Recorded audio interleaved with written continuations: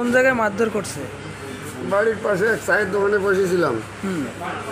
ওখানে বলছিলাম যে বলে এখন তো বিজেপি থাকবে না, সব তৃণমূল হবে। ও কি জিনিস দিয়েছে আমাকে মার দিল, আমি কিছু বলতে পারতেছি না। এইখানে মানে বাড়ির পাশে চার দোকানে বসেছে? ওর বাড়ির পাশে আমি ছিলাম আর কি, এক চায়ের দোকানে। চেনেন ওকে?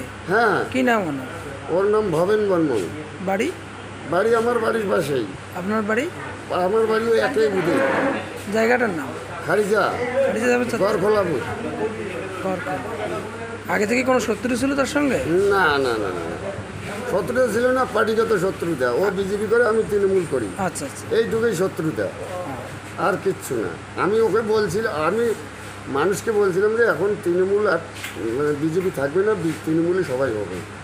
এই ও পিছন পাশে এসে আমাকে এইভাবে, আমি বুঝতেই পারি না যে আমাকে এইরকম একই গ্রামে বাড়ি? একই গ্রামে বাড়ি। কি নাম আপনার? আমার নাম দীনেশ চন্দ্র বর্মন। কয়জন আহত হয়েছেন আপনারা? আমাকে আমি একাই ছিলাম ওইখানে। ও একাই ছিল? ও আরও 2-3 জন ছিল।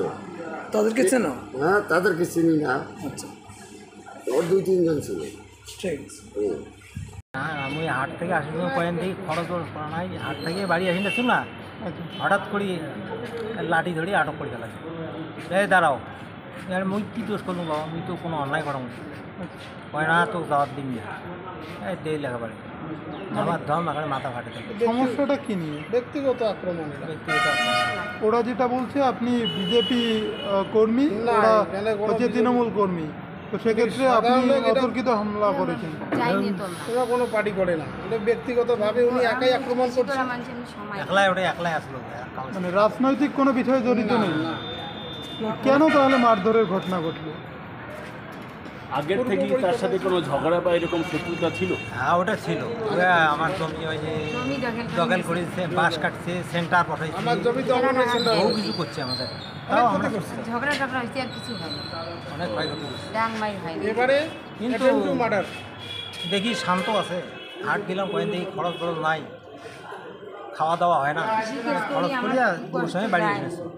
হঠাৎ আটক দিয়ে একেবারে লাঠি ধরি একেবারে রেডি হয়ে আর দিনে দিন ডাল একেবারে মুক্তি জামা সব রক্ত হয়ে গেল, খেলতে আসছে।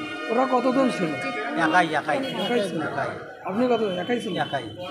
ওনার দাবি যে চায়ের দোকানে বসে নাকি ঘটনাটা ঘটে। না, আমরা চা খাই না, মুই চাও খালাম কিছু, যখন আমি নিরামিষই খাবো, তো খাওয়ালাম নাই মুই। মানে পূর্বে জমি নিয়ে সমস্যা ছিল, কিছু নেশা খাই না, সেটার জন্য এরকম ঘটনা। আমার ঘরে ওই সেন্টার বানাইছে না, আমার ঘরে জমিতে সেন্টার বানাইছে, বাঁশ কাটিয়ে বেশি ফেলাইছে। এটা একটা মনোমালিন্য ছিল, তখন থেকে মনোমালিন্য। কি নাম আপনার? ভবেন্দ্রনাথ বর্মন। আপনি এই বিষয়ে থানায় লিখিত অভিযোগ করবেন? হ্যাঁ, করবো। বাড়ি কোথায় যেন? খাড়িতে থাকবে চারটা। ঘর খোলা